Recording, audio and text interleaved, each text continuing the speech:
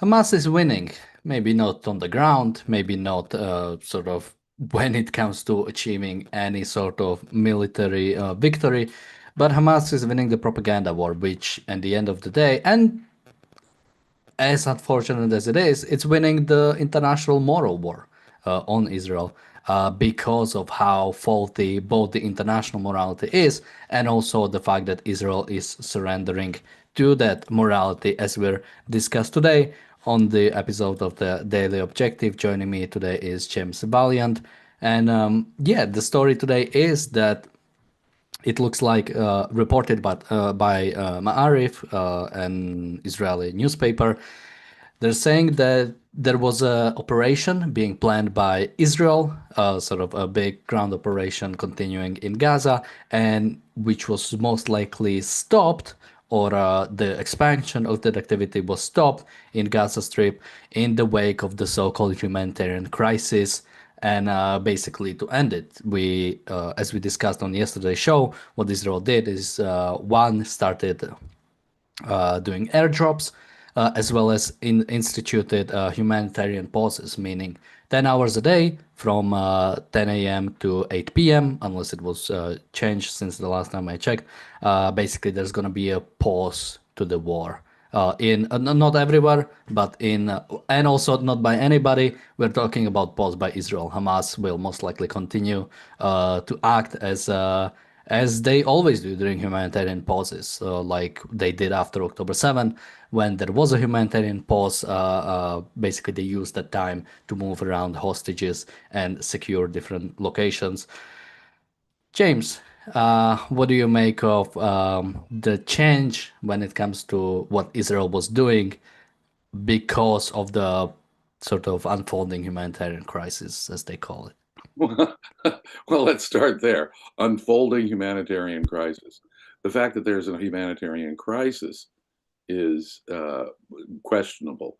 I mean, the idea that we've been told for so long now that there's starvation, death, and famine on some widespread level has always turned out to be false. In any case, now, but of course, if only there were in effect a humanitarian crisis, because cutting off food and water to your enemy when you're engaged in a perfectly morally justifiable self-defensive action is the correct strategy. And so, where do you begin with the wrong premises here? If you are engaged in a rational and valid self-defensive action, as Israel was, you don't pause it to give humanitarian aid to the enemy. And so, I mean, every premise involved here is false.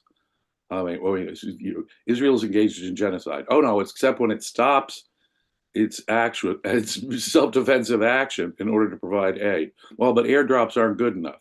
It has to come in by the land. Okay, well Well, that's James, those are deadly airdrops, as I've read on The deadly Guardian. airdrops. But if aid is taken by Hamas, for example, and not doesn't come to the people, then again, that's Israel's fault. But if you stop the your military action, which is perfectly reasonable and moral, then how are you ever going to hell get back the hostages? Again, but not that the hostage, getting the hostages back in the near term is the goal, unless you've got some special operation where you're going in and doing it. But how do they imagine that the hostages would ever get released under these circumstances? Well, let's pause the military action, send in aid, make sure we feed them, make sure we pause and let them move hostages around. The entire thing is insane. And every single premise, every single factual premise is false as you go down the list of what's going on here. Humanitarian crisis, if only. Humanitarian crisis pausing a military action? Insane. Do they want this war to wrap up quickly, or do they want this to go on forever and ever and ever and not get the hostages ever back, even? I mean, how many premises here, moral premises, are just messed up? How many factual premises behind the moral premises are simply false? It's really hard to begin when you're talking about something so unfathomably evil as stopping a military action in order to give aid to the enemy. And then the people engaged in the valid military action are to blame if the enemy population is at all suffering. And as I say, you're not even going to get the hostages back if you pause military action to stop and feed your enemy. I mean, but that shouldn't be the main goal. The main goal should be to wipe them out so there's no more hostage taking ever in the future. So, it is so rife and riddled with factual errors uh, based on a morally twisted perspective on what warfare is all about. No, so long as you hold back on what a war should be. There's an old Star Trek episode. I think it's called Taste of Armageddon. It's one of the original ones back from the 60s. And there are these two planets engaged in warfare, but they don't do warfare anymore. What they do is they have computer simulated wars. And so the population just walks passively into these self-destructive destructor units because they have decided not to lob bombs in each other. They have this fictional war. And so the war goes on century after century after century with millions of people just passively walking into these self-destruct things.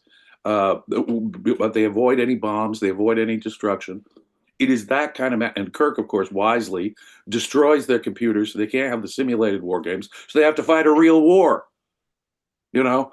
And you're never going to get a surrender on one side. You're never, even if the two sides have a valid point, you're never going to get to a valid agreement if you don't fight a real war. And a real war does not mean you feed the enemy. A real war does not mean you pause activity in the what you're doing is you're setting up perpetual war, and you're never going to even get the hostages back if that was one of your primary goals. I mean, I don't even understand what this is. This is insanity. And each premise, moral and factual, as you go down the line, is just insane. This war should have been over a year and a half ago, maybe a year and a half ago plus, if they'd done a proper war in the first place. Uh, but no, we keep dragging it out. Why? Because, well, Israel's engaged in a genocide that involves feeding the population because there's a humanitarian crisis which isn't even there. Somebody in the chat says there was a humanitarian crisis in Germany after World War I as the result of sanctions and well-deserved punishment.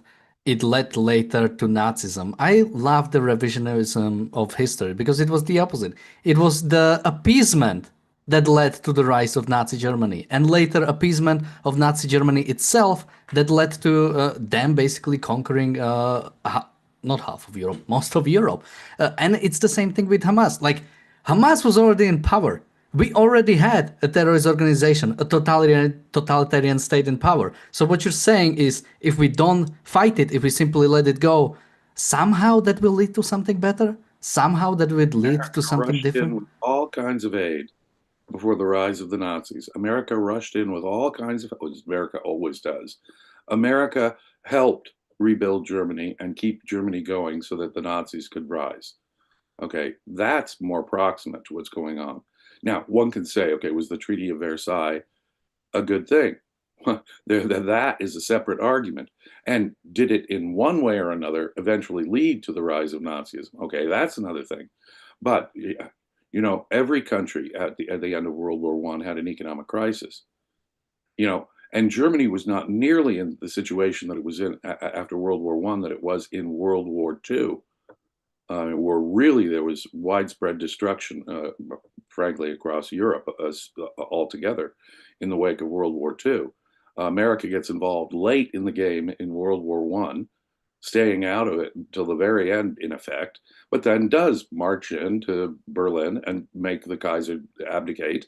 And ba-dum. And is there a post-war inflation? You bet. Was there a post-war economic crisis in lots of countries after World War I? Yeah, all the countries that participated went through an economic crisis. Did that Yeah, lead to yeah. Just quickly, America had Great Depression, much worse than or like the idea that and well, well as to bad as anything that anyone else had suffered? We were going through a Great Depression, and that did not cause led to bad things. It was misinterpreted and led to the New Deal, but it didn't lead to Adolf Hitler. yeah, Um, and again, Italy and Japan won the First World War. They got something out of it, and they switched to totalitarianism. You had right. countries that, again, this idea. It's such a deterministic view and such a idea, idea ignoring materialistic view of the world that it's Japan simply, is a great that Japan's a great example. Italy is another. Italy was on the side fighting Austria and Germany during World War One. By World War Two, under fascism, they're joining in with Nazi Germany, and they're one of the enemies. So, yeah, it is a deterministic viewpoint. The causation does not work that way. By the way, it was a cultural, ideological thing that gave rise to Hitler over and above anything else. No crisis determines what the outcome will be and how people will react to a crisis. That's the important thing. No crisis explains itself. No crisis will determine how you react to that crisis. It's the ideas in your interpretation of that crisis, therefore, the underlying philosophy, the underlying culture that determines that. Now, do I think the Treaty of Versailles was a great? No, I do not. I don't think the League of Nations was a good thing. America sort of reneged on it and didn't join, but it was kind of America.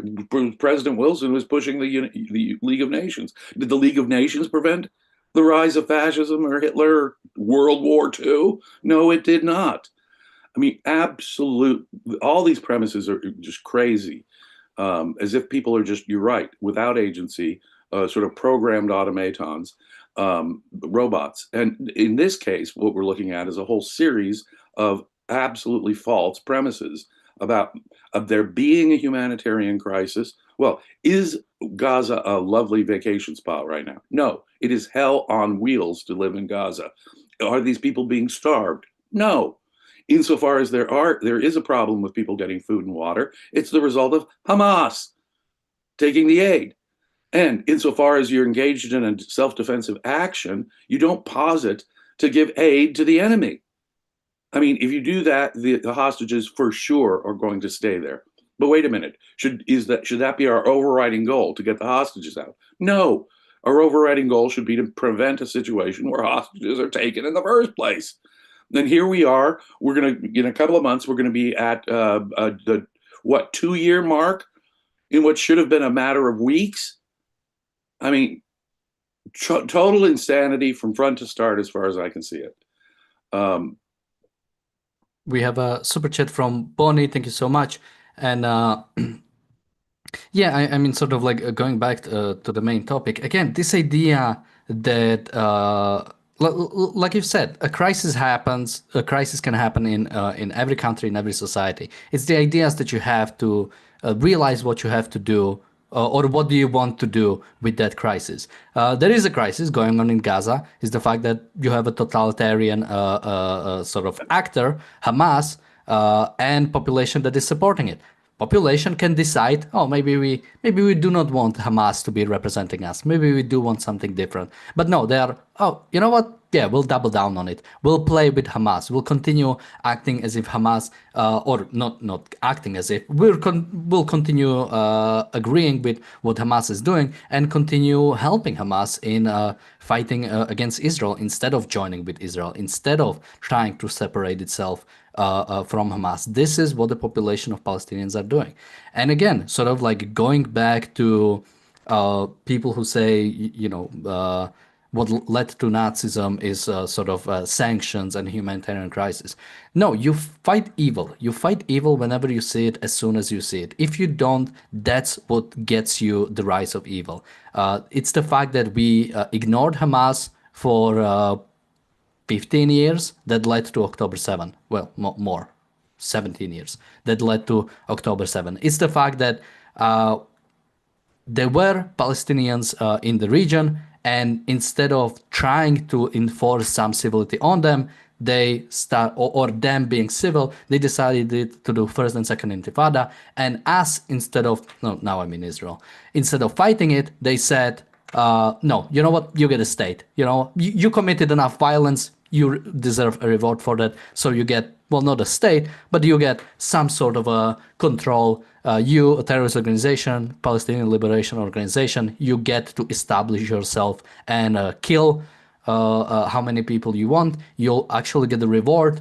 You can establish a welfare system where you give reward to people who kill Jews and will tolerate it. Again, it's not fighting evil that gives the rise of evil. It's ignoring it and acting as if you only appease it a little bit, then they'll every, let go.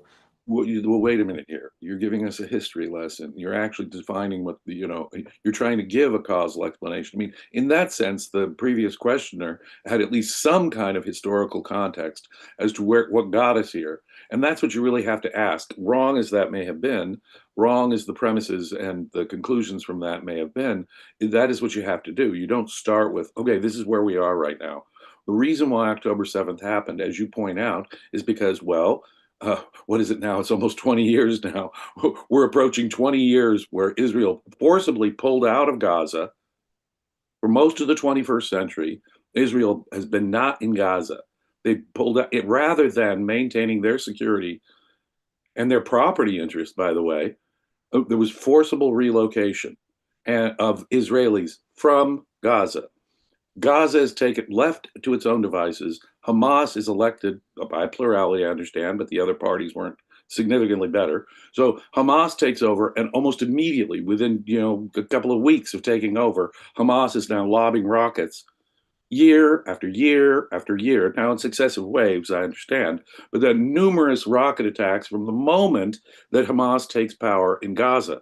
Nothing was really done about that. It was that appeasement that led to October 7th. It was that withdrawal. Let's back up further. Should there have been Oslo Accords at all? Saying, okay, well, ideally, what we want is a two-state solution. So we have the West Bank and Gaza that should be independent. And it was on those premises that Israel left Gaza and forcibly relocated their people out of Gaza, 18 years ago or more. So what are we looking at here? We're looking at a series of appeasing decisions that led to October 7th. And now what is being demanded of Israel is more appeasement. That is the policy that for decades got Israel into the situation in the first place. Yeah, and no, I wanted to comment on something, but now I've lost it. We have a super chat from Ginger. Thank you so much. She says, shooting itself in the foot with altruism, country trying to be loved. One never wins when your focus is diverted to what other people think of you. Yeah, absolutely. Israel is still playing the game. I think I've said it on yesterday's show. Israel should realize that the world hates Jews, and there is nothing the Jews can do to make the world love them. No. Absolutely nothing. No appeasement. No being nice to Palestinians. No being allowing to. No, not even pulling out of Gaza. Even pulling out of Gaza. Even pulling out of all of the West Bank, as they call it, wouldn't be enough.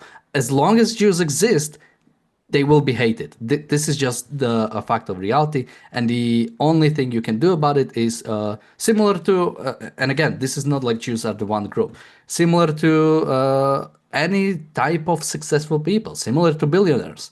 They'll be hated. Productive people are hated in current society and will always be hated, no matter how good they are. Just think of people like Bill Gates. He's hated. He's like the most altruistic, most or sort of what do you call them, like philanthropic person you can find. And a lot of stuff he does is great, and he's still hated because he's a billionaire, and he will always be hated because of that. There is no, you cannot accept that morality. You cannot play by that morality because it's fundamentally against success. It's fundamentally against you being capable. So as long as Israel exists, as long as Israel continues to have a prosperous society, it will be hated. If Israel became some sort of totalitarian hellhole, as the rest of the Middle East is, maybe then the people will accept it. Similar how they do with Iran and China and Russia. Nobody spends all day criticizing those countries because they are not good. This is what you have to realize. Boy, you said it there. Now, Israel is hated, and it's sort of axiomatic that Israel is hated and is going to be hated. Why? Because of the ideological conditions of today, the philosophical premises that run the world and their moral assessment of things. So if we have a situation where Israel is hated, it's because we have things like the UN. It's because Islamism is the thing that has the moral consistency on its side. In the West, we have no kind of moral consistency. We're slaves, if any, to any ideology. We're slaves to this altruistic idea that somehow we have to sacrifice for the other side, and if we sacrifice enough, then they'll, somehow be at peace with us. No, the ideology of Islamism is to just kill all Jews, destroy Israel, destroy Western civilization, ultimately, if they can. Okay, that is the premise they come walking in the door. That's what needs to be fought. We need to fight that atmospheric condition that you talk about, where it says Israel really has no right to exist, and it's okay for these ideologies to have their theocratic hellholes, as you put it, and that's not the evil. The moral clarity of saying Israel is the moral paragon compared to everything else around it.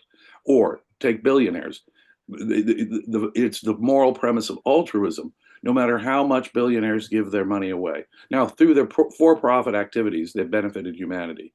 They've given humanity some amazing thing, more amazing than anything else that their philanthropy could possibly do. But no, they get billions and they have to give it away, give it away, give it away. The only reason why you're allowed to have billions is because you're quickly trying to give it away as fast as possible to the needy. No, we don't change the philosophical cultural conditions that say, no, wait a minute.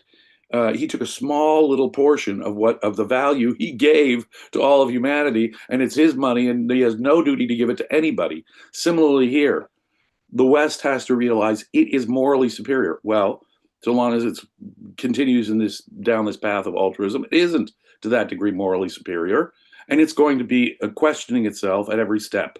No, it is Hamas and Hezbollah and the Islamists who surround them who are the evil parties because of their ideology. They're the ones who want genocide, and if they could, if Israel wasn't strong, would pull off a genocide against Israel. Israel gets attacked, and attacked, and if they respond when an attack gets particularly egregious and disgusting, like October 7th, engaged in a perfectly reasonable self-defensive action, they've got a duty to what? Make sure that not a single civilian dies, even though civilians are the ones targeted in Israel by their Islamist enemies. This one-way street is completely insane, and it shows the moral corruption in interpreting the facts altogether. So the problem here is not Israel. It's not America. It's not any more than it's billionaires. The problem is the moral premises that everyone is bringing to the table.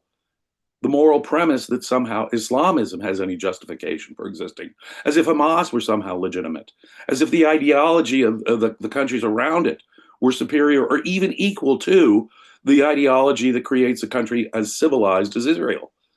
This is insanity. This is upside down reasoning. Again, every single factual premise could not be distorted in a story like this if you didn't have a completely upside down philosophy interpreting each of those facts as you go down the list. And so, of course, it's horrible. It's horrible if one Palestinian civilian in Hamas should die. But wait a minute here. They were the guys who don't want Israel to exist. They would happily engage in genocide. They're the theocratic monsters. They use their children as human shields. They want civilian deaths on their side. And when Israel ever gives them those civilian deaths, the West plays fully into the premise that, okay, yes, they can use human shields, their own babies as human shields, and that's perfectly morally okay. How do you get yourself pretzeled into kind of a morally corrupt vision of the world like that through a corrupt philosophy like altruism? It is the cultural and philosophical conditions that make Israel always the bad guy, or make billionaires always the bad guys. You're absolutely right.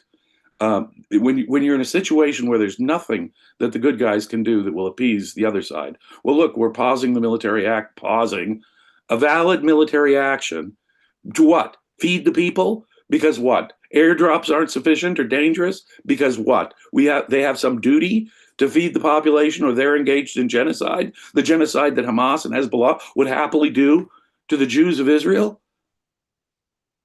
I mean, every single factual premise is twisted out of context because of a moral philosophy that has twisted everybody's understanding of it. Well, not everybody. We here at the Ayn Rand Center UK have a different philosophy. So we interpret all of these facts. Well, first of all, we acknowledge the facts for what they are, and we interpret the facts in a radically different way.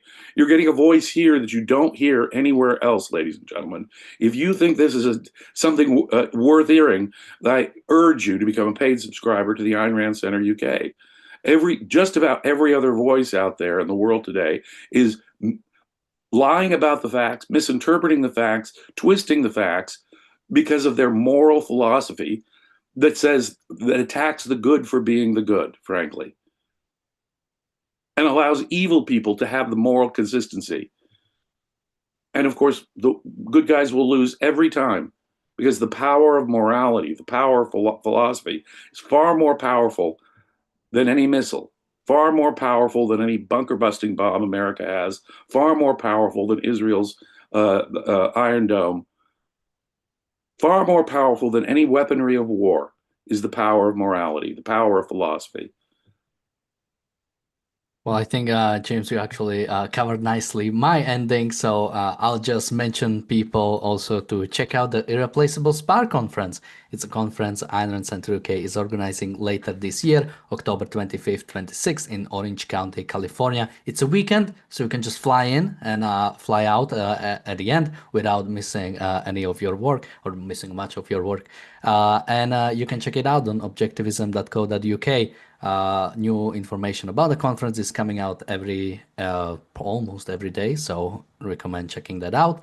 And if you are going to buy tickets, there are still discount codes, but they are only until July 31st. So make sure to grab them while you can. It's ARCUK Premium and ARCUK VIP to get $100 and $200 off of the premium and VIP ticket, respectively. So objectivism.co.uk. And we have the reality show coming up where we'll be discussing Anna Kasparian, who has went on Tucker Carlson.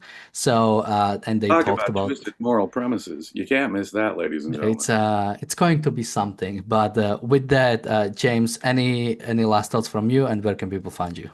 No, I think I said it. Well, in October, you'll be able to find me at the Irreplaceable Spark Conference in Orange County, for one thing. And normally you can find me here. If you're a subscriber, you can even participate in the seminars we do on Leonard, and we have done for years, on Leonard Peikoff's work. But you can only get it if you're a paid subscriber to Ayn Rand Center UK. And if you have any just random questions, I'm at Facebook active, James Stevens Valiant, almost every day answering questions. Hit me up over there. With that, thank you, James, for joining me today. Thank you, everybody, for watching. We'll see you in just a bit on the reality show. Thank you, and bye bye. Be safe.